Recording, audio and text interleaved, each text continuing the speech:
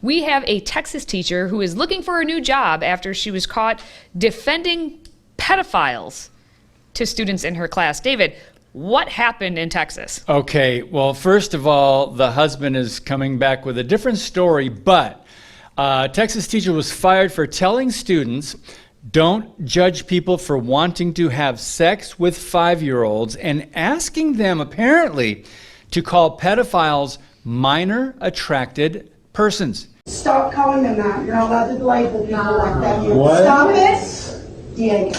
Yeah, no, We're not going to call them that. We're going to call them MAPs. No. Minor attracted persons. No. So don't judge people just because they want to have sex with a 5-year-old. Okay, so Amber Parker, she taught English at Franklin School in El Paso, was sacked from her job after making the comments that were captured on video and subsequently shared to social media.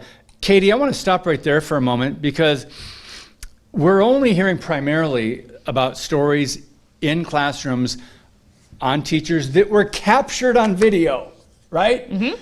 And so some people go, okay, these stories are extreme, these are Lone Rangers, but there's so many of them that probably go on that we've been warning about that are not captured on video, but we're getting examples every day, countless stories similar to this. If it's not social justice grooming, it's talking about the transgender issue, pushing that, keeping pronouns private from parents. So what are your thoughts on just that briefly? I know we're straying from the story a little bit. Well, this speaks to a broader issue. Ever since cell phones and technology and social media and all of that has really grown in prevalence, it's kind of like, what came first, the chicken or the egg? Was it the teachers were that bad, or that the social media made the teachers worse? And then because now we're highlighting what's happening, it's like which one is causing which to really grow.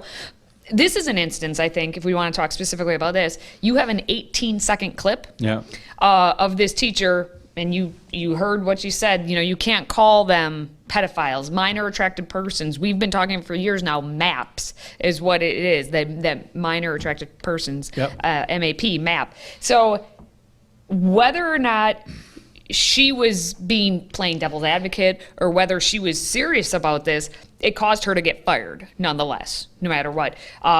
It's a matter of why did the student have the cell phone to begin with to capture this? In this instance, if this is true that she was truly advocating for pedophiles, then I'm glad that student did have the actual phone and was able to capture it. But this has been happening for years now, where students are more worried about capturing their teachers saying something than actually learning. And then we have the teachers who are caring more about going on TikTok than actually teaching. So well, I'll never forget, and your point about social media is interesting. Matt Walsh said there should be cameras in every public school classroom across the country that parents can access at any time upon request. I agree with him, but why aren't there? Because they don't want to allow that to get out, what they're actually teaching, the indoctrination they would tell you about. Now, we did get word from someone on the board. His name is Daniel Call. He says,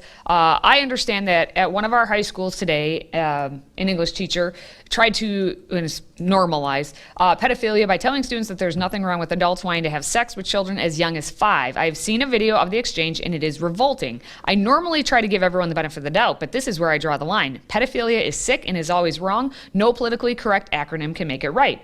Update. It is being reported that this teacher's comments were taken out of context. A spokeswoman from the district stated, any allegation of potential misconduct is investigated thoroughly and the safety of our students is a top priority. As this is a personnel matter, no further information will be shared at this time. And that's when the husband of Amber Parker actually made statements and responded to what Daniel had said.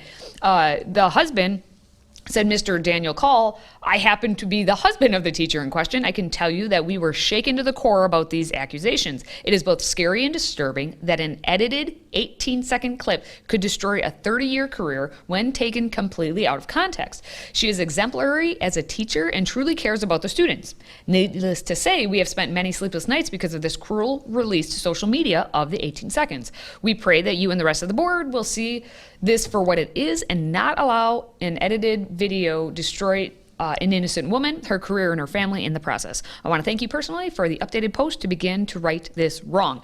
So what's interesting is originally, like, why was this even being brought up is because the students were preparing to read The Crucible. So if she was playing devil's advocate and saying, pretending that she has, we have to defend and you can't call them, pedophiles. They have to be minor attracted persons.